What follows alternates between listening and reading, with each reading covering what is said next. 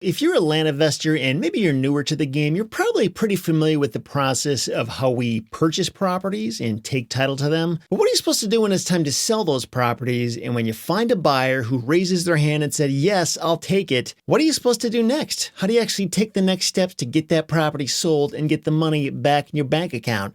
That's what we're going to talk about right here, right now. So let's say you just got a call from a motivated buyer. They've seen your property, they love it, and they're ready to buy right now. You can either close the deal through a title company or closing attorney. This is the way that 99% of all transactions are handled. Or in the land business, if you're dealing with really cheap land that isn't selling for a whole lot of money and there's not a whole lot of profit on the table, you could close it yourself, which is pretty simple. It's just a matter of preparing and signing a deed, but it does require a little bit of work. So we're going to talk about how this selling closing process works for both paths. So let's start with the title company approach. This is by far the easiest way to do it. The only reason I can imagine why a person wouldn't do it is because it does cost a little bit of money, not a ton, but a little bit. And title companies are also generally quite a bit more slow than if you were to close this thing on your own. Because, if you know how to prepare your own deed and handle all the paperwork and get the thing recorded, you can make it happen very quickly if you need to. But other than that, a title company is going to make this easier on almost every single level. So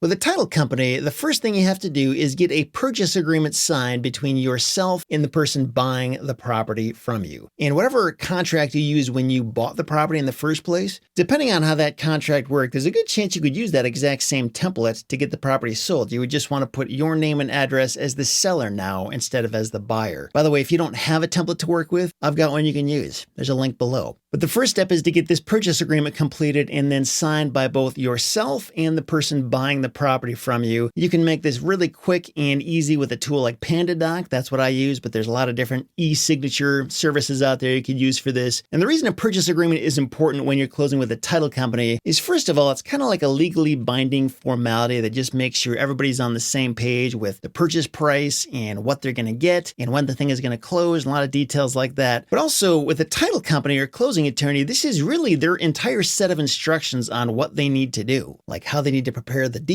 and what the closing statement needs to look like, all this stuff. They can't really start moving or doing anything they need to do without the clarity that a purchase agreement will provide. So that's why this is the important first step. And luckily, it's not a very difficult one, but you do have to start with this step. Once you have that purchase agreement signed and executed, you can give it to your title company. And by the way, if you need help finding a good investor-friendly title company that's going to make this process easy for you in whatever state you're in, be sure to check out our nationwide list of investor-friendly title companies. This is totally curated by the REtipster community. These are title companies submitted by other members of our community who have had a good experience with these title companies. So be sure to check that out. And by the way, if you know of a really good investor-friendly title company that is not already on this list, be sure to add them to the list. We want all the good title companies out there we can feasibly get, and it's free to add them and free to check out who's on the list. But once your title company has this fully executed purchase agreement, they can get to work on it. They're going to work with you and the buyer to get all the documents signed and recorded. They'll collect the funds from that buyer, and then they will get the deed recorded and then disperse the funds to you once everything is all said and done. They really solve a lot of problems and create a good bridge for the trust gap that would normally exist between a buyer and seller. And one other thing just to note is that most title companies, what they're going to be doing is looking at the purchase agreement itself and looking at the closing deadline to see the drop dead date by which this thing must be closed. And if they see that that date is like 30 or 45 days from now, they might just kind of like sit on it for a little bit because they're not really in a huge urgent rush and they don't really need to move that fast. Nothing bad is going to happen if they don't close the thing tomorrow, and they may be busy with other things. So just keep in mind, you may need to kind of ride these title companies a little bit, like call them every day or two to see where it's at. Just make sure that they're continuing to move the ball forward. So that's really how a title company closing is done. It's very easy by design for both the buyer and the seller. All you have to do is sign documents when needed, maybe get a notary signature, maybe deliver a cashier's check or wire the funds if you're the buyer, or,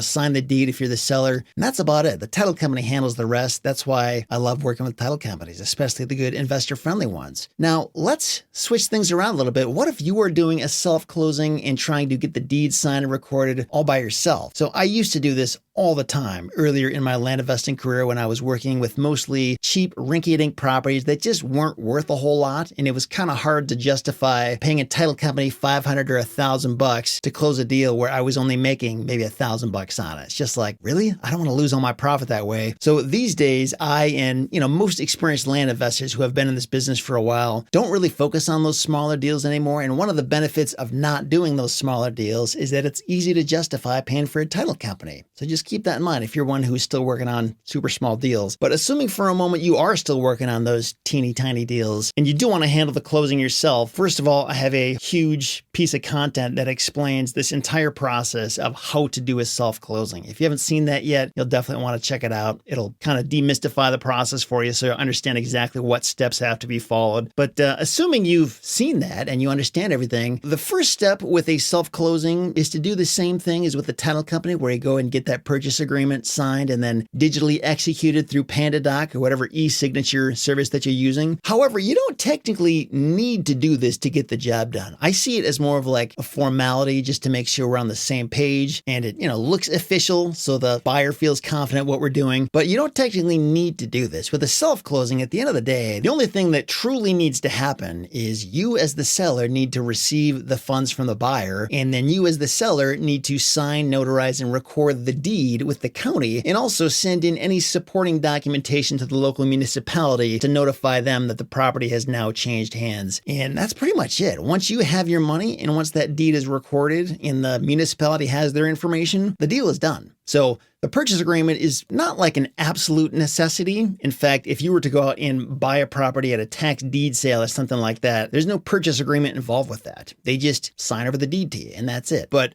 again, I do the purchase agreement just because it's a nice formality and it just makes everything look official. It makes sure we're all on the same page. If there's ever a dispute or confusion, we can point back to the purchase agreement as our ultimate source of authority and truth. I also have a disclosure statement that I like to have my buyers sign, which basically just says they're responsible for doing all their own due diligence. They've waived the right to a survey or they've paid for their own survey. And basically, they're never going to come back and sue me for any reason if they found out something about the property and they thought I was trying to hide it from them. It's basically just putting it all on the buyer saying, hey, do your own homework. If you don't like this thing after you buy it, you can't come back to me and cause trouble for me. So that's not a standard form that most title companies will have buyers sign. So I always do that when I'm doing a self-closing, and I actually give it to title companies and ask them to add that to their list of documents that the buyer signs, just to make sure I'm covered from that perspective as well. If you want to copy that disclosure statement, I actually offer this in the Land Investing Masterclass. It's in Module 6. That's where you can get it along with a lot of other information that we're talking about here. So let's take a few steps back and talk a little bit more about this process of collecting the funds from the buyer, getting the deed signed and notarized, and then sending in those supporting documents. Now, another interesting thing you'll have to think through, again, only if you're doing the self-closing route, you'll also have to figure out a way to get the funds from the buyer before you then send in the deed for recording. This can be kind of a tricky thing because with the title company, they become this third-party intermediary that kind of handles this for you. So they'll say, okay, buyer, you send us the money and we're going to hang on to this until we get the deed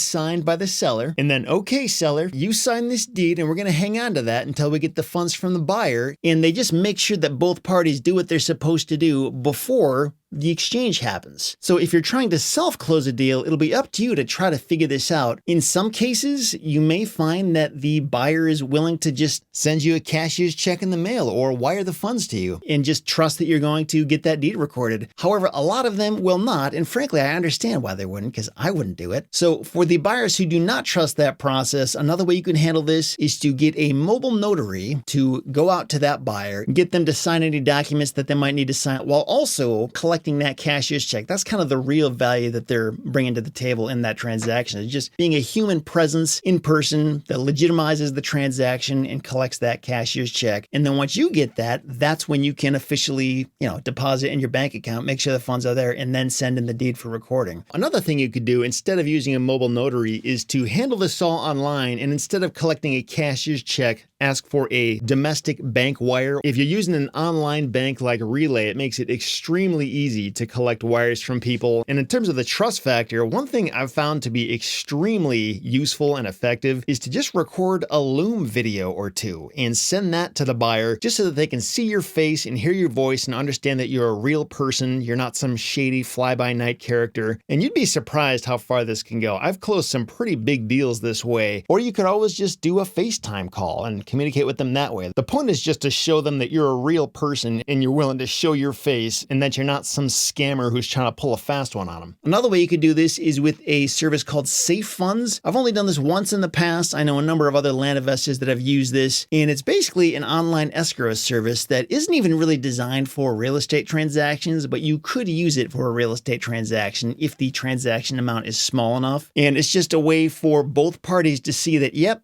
the money has been deposited, it's there. Now I can go ahead and record this deed. And then once it's done, and once the buyer has their deed, then they can release the funds to the seller. And by the way, one other thing I'll mention here in passing as we're talking about funds and transferring funds and all this stuff, if you need a good business banking solution, you got to check out Relay. Relay is one of the best online banking services I've found. You can set up your account in 10 minutes or less. They've got an awesome mobile app and some really cool automations built into their system. It's way better than a lot of the brick and mortar banks I've worked with in the past. So if you want to take advantage of a really cool banking solution and even get $50 for free once you deposit $100 of your own money into your new bank account, be sure to check out Relay. I've got an affiliate link to that if you want to help support REtipster.com. Also got a couple different tutorial videos showing you more about how to sign up if you're interested in that. But getting back to the closing process. So once you have the funds in your bank account from the buyer, the next step is to get that deed recorded. So once you understand how the buyer wants to hold title, or you understand the name of the buyer who's going to hold title, whether it's one person or two people or one company, whatever it is, then you're going to put together the deed, and every state has a different kind of format that they follow. Deeds need to look a certain way. I've used Rocket Lawyer for this a lot in the past. They make the process pretty easy. Or if you have like a template from that state, you could reuse that again and again as long as you're continuing to do it in that state, because again, this stuff changes from state to state. And then once you have that deed prepared, you are going to sign that as the seller and then get your signature notarized, and then you have to send that to the county for recording. And there's always a cost associated with this, so you want to call the county before you send it in just to verify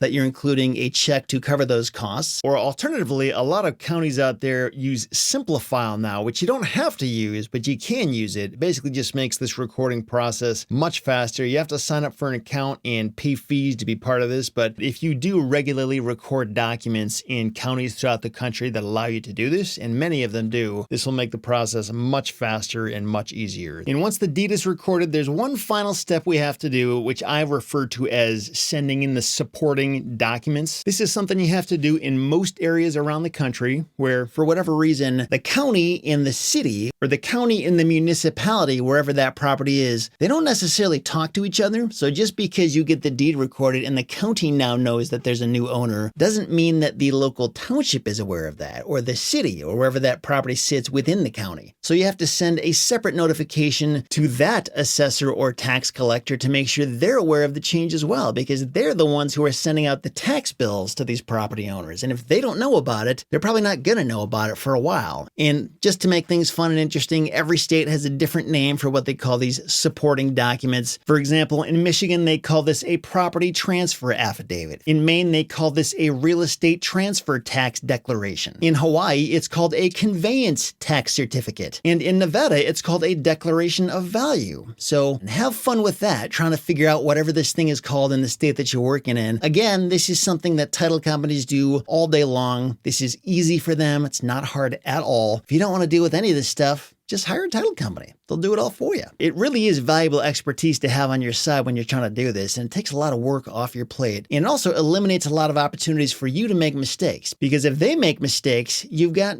title insurance to support you. Whereas if you're doing this on your own, you probably won't have the benefit of title insurance. That's part of why you're self-closing in the first place, is because you're trying to do this on the cheap. Again, title companies bring a lot of value to the table to make things way easier. If and whenever I can, I'm using a title company. And the only reason I wouldn't is if the deal was so cheap, it just didn't make any sense. But then that kind of goes back to the question of, why am I doing this deal in the first place? And is it really sustainable to do so many super cheap deals like this when I could just do a fewer number of larger deals. Something you'll have to think through for yourself. But I do know a lot of land investors who consistently do this self-closing route. I don't know how they do it, but I can tell you this is how I do it when I do the self-closing path. And by now, hopefully I've already made a pretty compelling case that using a title company is a heck of a lot easier and is definitely worth the cost. Hopefully you've gotten enough information from this to kind of decide for yourself whether you want to self-close long-term or use title companies and closing attorneys long-term. And if you do want copies of my disclosure statement or my purchase agreement templates or any of the numerous things that I offer, you can get all of it as part of the price of admission in the Land Investing Masterclass. Or I've got a few different blog posts where you can buy these things one by one if you're interested in that too. I'll be sure to include links to that below if you would find that helpful. So